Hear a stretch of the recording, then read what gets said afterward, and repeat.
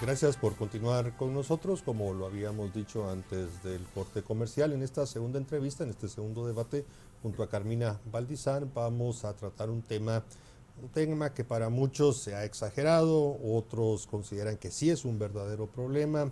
Hay ramificaciones detrás del mismo, me refiero al acoso escolar. Y resulta que después de que por redes sociales se han transmitido algunos videos, las noticias lamentablemente recogen algunas situaciones bastante graves en el interior de la República, en ciertas escuelas públicas y privadas, y con eso adicional de que el Congreso de la República tiene previsto mañana conocer en primer debate una iniciativa de ley para conmemorar, para que un día se conmemore toda acción en contra del acoso escolar, pues el debate está servido. Para tratar este tema, le doy la bienvenida al doctor Marco Tulio Arévalo, experto en temas educativos, y también al licenciado Héctor Cermeño, viceministro técnico de Educación. Ambos, buenas noches, bienvenidos. Iniciamos con el señor viceministro. Señor viceministro, sabemos que el Ministerio de Educación desde hace varios años tiene ciertas normativas, acciones, programas, proyectos, precisamente para concientizar sobre el problema del acoso sexual, perdón, el acoso escolar, que muchas veces se transforma en acoso sexual en las escuelas públicas y privadas. Y bueno, cuéntenos qué está pasando. Muy bien, bueno, en primer lugar, agradecer la invitación que se nos hiciera. La señora ministra les envía un mensaje, la doctora Claudia Ruiz.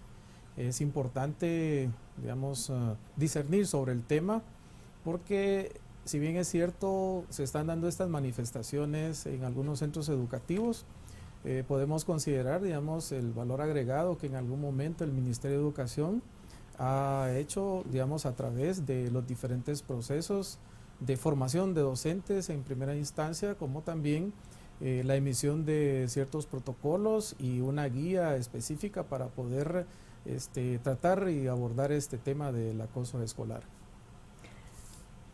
Doctor Arévalo, ¿se puede prevenir psicológicamente el acoso escolar? Porque nos hemos dado cuenta de que hay muchos niños en los incidentes graves que tienen problemas más severos, allá de un temperamento fuerte y demás. Son niños que están acarreando problemas más serios. Sí, se puede prevenir, por supuesto. Partimos de un principio, ¿no? La educación escolar implica convivencia. Y en esa convivencia hay oportunidad de observación de conductas, y esas conductas nos pueden dar evidencia sintomática. Necesitamos tener como mayor capacidad precisamente de prevenir a través de esa observación. Nunca podemos decir que es suficiente. Obviamente podemos exagerar. Entonces aquí también es importante mucha relación dialógica, primero entre los estudiantes con sus maestros y luego entre los maestros y los padres de familia, para no caer en injusticias. Por lo mismo, como la situación es muy específica, tenemos que abrirnos al diálogo. Y esto que pareciera simple, es simple decirlo, pues no olvidemos que cada caso es cada caso. Entonces aquí ya viene un problema, digamos, muy práctico, y es el volumen de población que se atiende, el tiempo disponible para ello. Entonces todo esfuerzo que hagamos para lograr esa prevención, como usted dijo, desde la perspectiva psicológica, tratar de leer, ¿verdad? Si hay una situación que pueda generar esto, siempre va a ser bienvenido.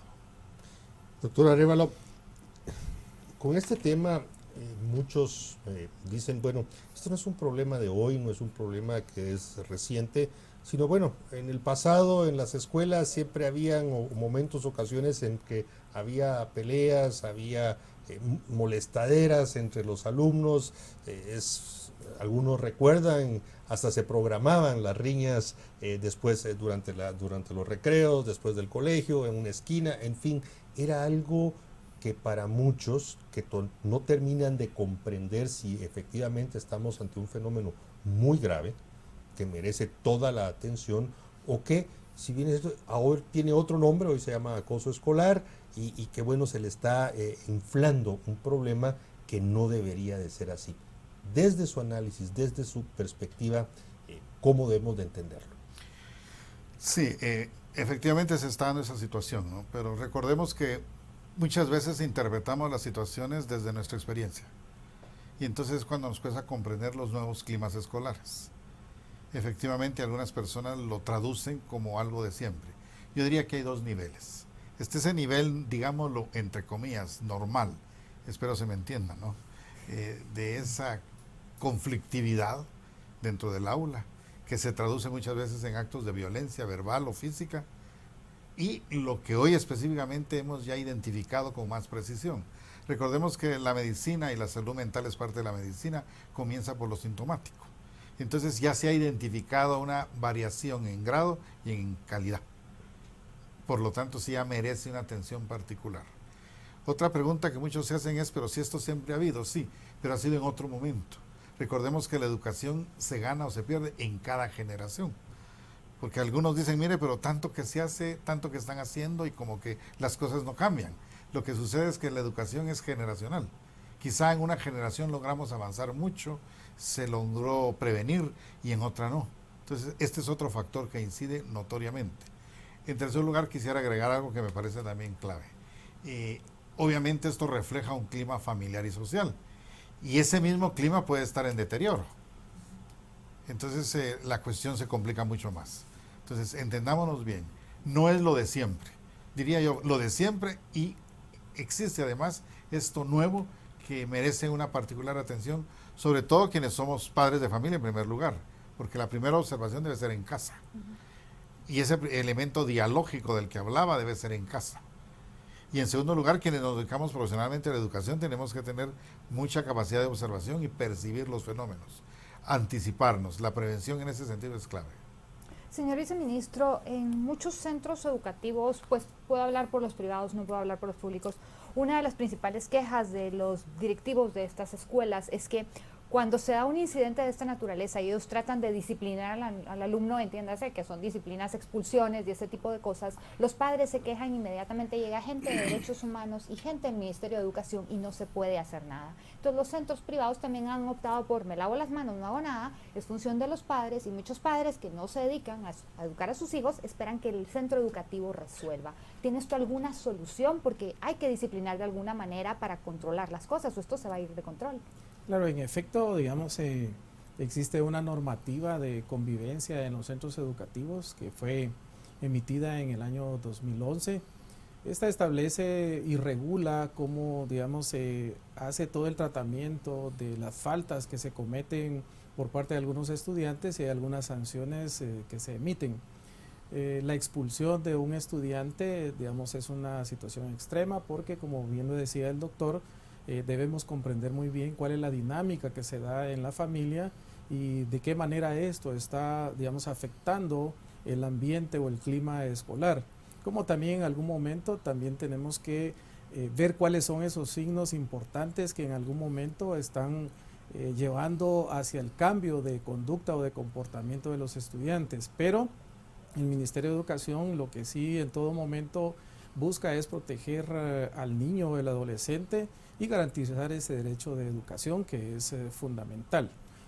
Hay, digamos, procesos, hay intervenciones que se pueden dar dentro del centro educativo que puedan permitir algún tipo de modificación de conducta a través de ciertas acciones, como por ejemplo algunos proyectos en los cuales se puede involucrar al estudiante de tal manera que él comprenda que algún comportamiento que tuvo no es el más adecuado.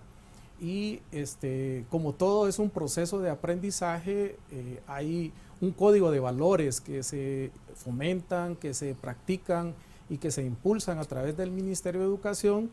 Debemos situar en escenarios a los estudiantes para que ellos realmente puedan comprender que el cambio está en ellos y que obviamente necesita del adulto, del docente, del director del centro educativo para poder contribuir a ese cambio de comportamiento que en algún momento ha tenido sea la escuela de carácter oficial o sea en un centro educativo privado. Señor viceministro, hay algunos analistas y quienes forman opinión o expresan opinión que empiezan a identificar que como parte del problema, adicional a lo que ustedes ambos han mencionado, se debe también a estos cambios que ha sufrido el currículum nacional básico y algunos libros de texto, donde ya hay ciertas cosas que se apartan de las tradiciones, de los valores propiamente guatemaltecos. Ya no existe la educación cívica, ya no existe la educación en urbanidad, y todos esos elementos en el tiempo han deteriorado y han generado, como digo, parte del problema. Y eso ya es competencia propia del Ministerio de Educación. No quiero entrar a algunos libros de texto, yo sí soy de los que critica ciertos textos, ya hay tendencias a introducir ideología de género y cosas de esa naturaleza, pero en fin, no es hoy esa la temática. No corresponde, después de haberse abierto nuevamente el debate sobre el currículo nacional básico, volver a verificar si la reintroducción de dos elementos, dos áreas que yo mencioné, pueden haber otras más, para tratar de que se favorezca una convivencia en paz. Sí, digamos, en efecto, la transformación curricular es fundamental. Si nosotros nos remitimos al tipo de educación que uno recibió, que era a través de contenidos, ahora hablamos del desarrollo de competencias, la formación ciudadana es fundamental, inculcar los valores, pero no solo buscar esa promoción, sino que la aplicación de los mismos dentro de la escuela y fuera de la escuela. Eso nos ha invitado como nueva gestión en el Ministerio de Educación para trabajar sobre una línea estratégica. Y esta línea estratégica precisamente es la transformación y concreción curricular. Y dada la última experiencia del currículum que fue emitido, específicamente con fecha 30 de diciembre del año pasado, dejó algunos vacíos importantes en esa parte de cómo podemos lograr nosotros esa formación ciudadana. Las ciencias sociales, que es importante para poder no solo conocer una línea del tiempo, de cómo se han dado los acontecimientos, sino que además de ello es cómo hacemos nosotros democracia, cómo vemos la participación de todos dentro del proceso de desarrollo, cómo se fomenta una cultura de paz, de convivencia, armonía en la sociedad. Esto va a ser una tarea que nosotros nos hemos propuesto y que obviamente tiene que incidir muy fuertemente en esa formación de las nuevas generaciones. Háblese de los niños que asisten tanto a los niveles de educación preprimaria y primaria como al nivel medio con ciclo básico y diversificado. Doctor Arévalo, otro de los temas que pareciera que está influyendo muchísimo dentro del bullying es el uso de la tecnología. Hay muchas personas que toman una fotografía de un alumno o hacen que una alumna se tome una fotografía, etcétera, etcétera, y esto se circula por los medios, videos, etcétera, y eso se utiliza como herramienta que en nuestros tiempos pues eso no había. Se podrían decir y habladurías, pero realmente no estaban las pruebas como están ahora, que circulan y que se viralizan, de forma que a nosotros nos llegan cosas de otros países y de nuestro país llegan a otros países. ¿Cómo está incidiendo esto y cómo podemos, sin quitar la tecnología, que es importante, enseñar el uso responsable a los niños de que esto los va a perjudicar a ellos también? Sí, ahí se cumple el postulado que señalaba, ¿no? El bullying sí hay incremento en grado y en calidad con relación a lo que ha sido normal, dije entre comillas. Efectivamente ese es un factor. En cuanto a esa prevención, esta tecnología permite acceso a muchas cosas. Obviamente aquí es donde vemos el tema del uso de la libertad, ¿no? La responsabilidad no se puede separar de la libertad. Y ese es el reto de la sociedad democrática. Por eso las sociedades autoritarias muchas veces son más conservadoras. Y quizá logren mejores resultados en muchas cosas. Pero el reto es ese, ¿no? Educar la libertad. Que muchas cosas no logran entenderse si no es desde esa perspectiva. No es lo mismo el quiero, el puedo y el debo. Hay cosas que uno quiere hacer. Y puede hacerlas, pues quizás sí. Debo hacerlas. Al final el deber ser, yo mismo lo asumo. Me lo pueden postular, ¿no? Pero si yo no soy capaz de asumirlo, entonces yo creo que el reto está ahí, ¿verdad? Eso es permanente. Usted bien decía, no podemos quitar el uso de las redes, pero sí podemos dosificarlo, sí podemos iluminar su uso, más bien quitarlo no está bajo control nuestro. Hemos visto países, incluso actualmente, por razones más bien político-ideológicas que han buscado el control de las redes y no se ha logrado, fracaso, sí. por el mismo sistema del que parte. Bueno, a excepción de China, que ahorita con el coronavirus no sabemos, ¿verdad? Pero aún ellos, por ejemplo, han tenido problemas con esto. Entonces, ¿qué podemos hacer? Insisto, educar la responsabilidad, que la libertad se puede ejercer de otra manera. Y aquí viene un ingrediente importante a propósito del currículo nacional base. Es que yo siempre le recuerdo, en un tiempo fui director de centro educativo. El currículo nacional es base, dice. Eso no excluye la acción permanente del docente en función moral. Y ese ha sido un eterno problema en educación. Por ejemplo, un profesor de física o de química tendrá que ver con la ortografía al momento de un informe.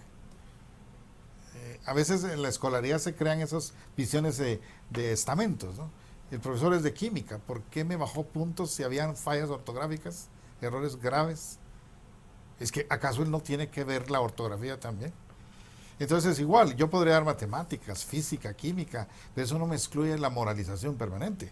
Y si yo observo como docente una situación, un gesto, una agresión, tengo que intervenir.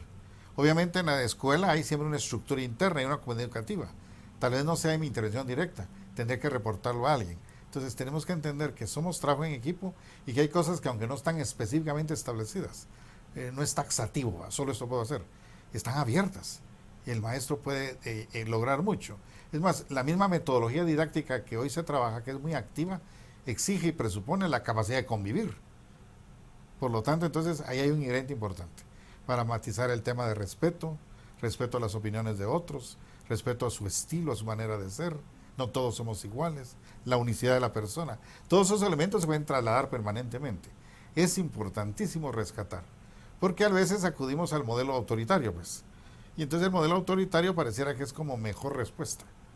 Y no lo es. Sobre todo si seguimos pensando en una sociedad democrática fundada en derechos.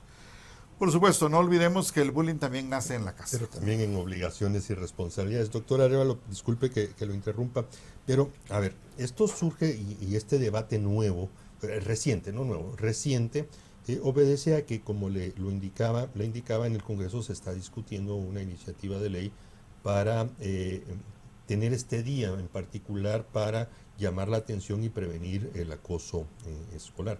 Pero ya surgen las voces diciendo que no es suficiente, que ya hay que pensar en reformas a la Ley de Educación Nacional, que hay que cambiar la Ley Pina, en fin, ya extienden en el ámbito de soluciones a otros lados. Con su conocimiento y experiencia, ¿es eso lo que debe de estar sucediendo ahorita o hay que permitir a las autoridades, en este caso de educación, que son los rectores, que sean los que intervengan con todo el instrumentario que ya tienen a la mano? Yo me inclinaría más por lo segundo. Primero, por una razón práctica, ya lo tenemos. Es cuestión de ejercerlo. Usted cerró mi intervención anterior con algo que no hay que olvidar, por supuesto. Es que no solo es tema de derechos, también es tema de obligaciones, de deberes. Y ese es un factor que en el uso de la libertad responsable se pierde de vista. Recordar que hay deberes humanos. Hay derechos humanos, pero hay deberes, y los deberes en la convivencia con el prójimo, conmigo mismo. Entonces, es bien importante. Yo me iría más por esto segundo. En cuanto a esa iniciativa de ley, a veces hay sentido de oportunidad política, ¿no? Sí. Si nos pusiéramos a fijarnos en problemas coyunturales de este tipo, pues cada día tendríamos una celebración distinta, si no hasta 2 o 3 por día, porque tenemos muchas carencias. Yo creo que el punto importante es sensibilizarnos, está bien, que no veamos esto como una cosa coyuntural, una cosa ajena, sensibilizarnos a la necesidad de hacer algo, pero vuelvo la mirada a la familia, a ese centro de educación, porque estos niños y jóvenes que practican bullying, no me quiero fijar solo en las víctimas, ellos también son víctimas, muchas veces expresan o representan una situación familiar. Entonces, ahí es donde tenemos que centrar la atención. Creo que es urgente ampliar al ámbito de salud pública, y aquí me paso algo más, por ejemplo, el tema de la salud mental.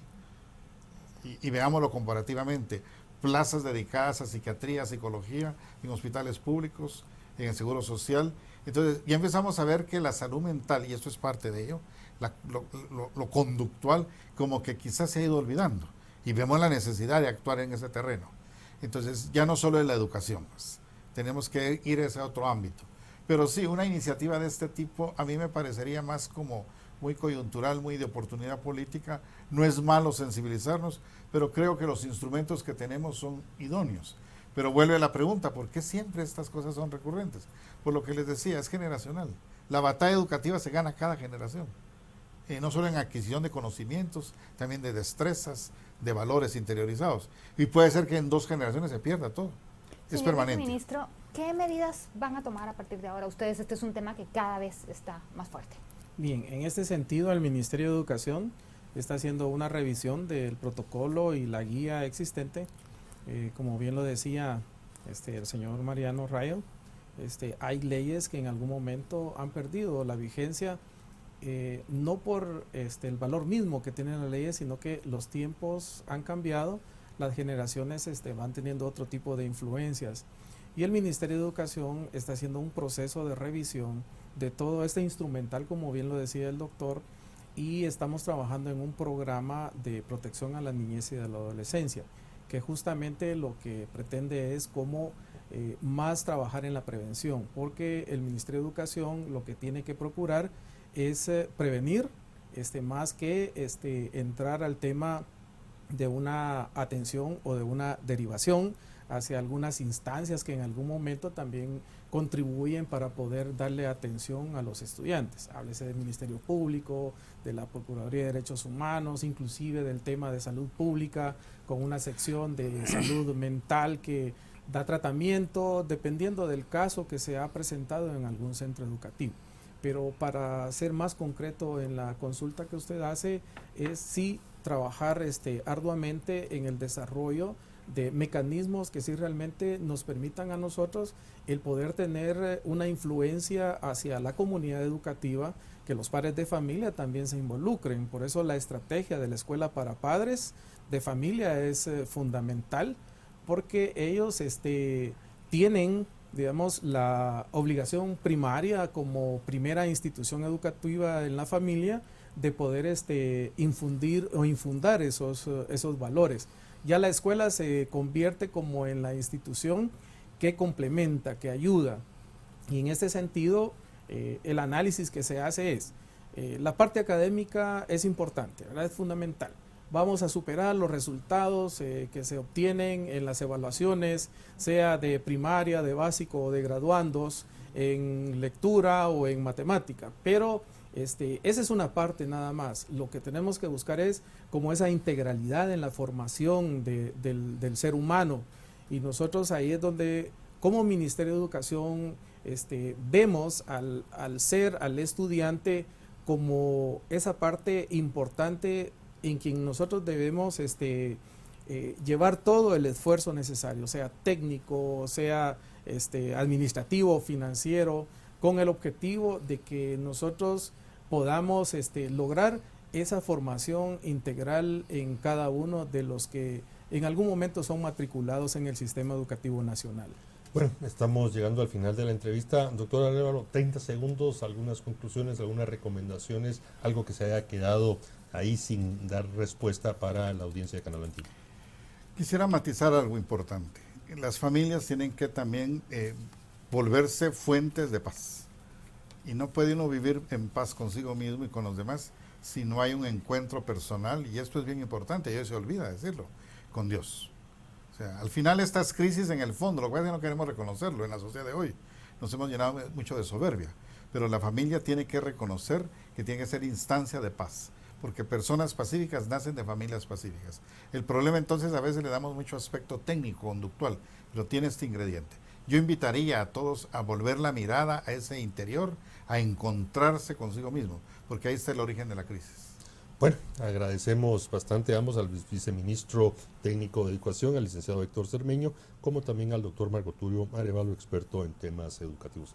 Carmina, llegamos al final. Buenas noches, Mariano, nos vemos el miércoles. Gracias. Y Canal Antigua continúa, por supuesto. Por supuesto que continúa. Así que agradecemos a ustedes que nos hayan acompañado, les deseamos una buena noche y un buen descanso.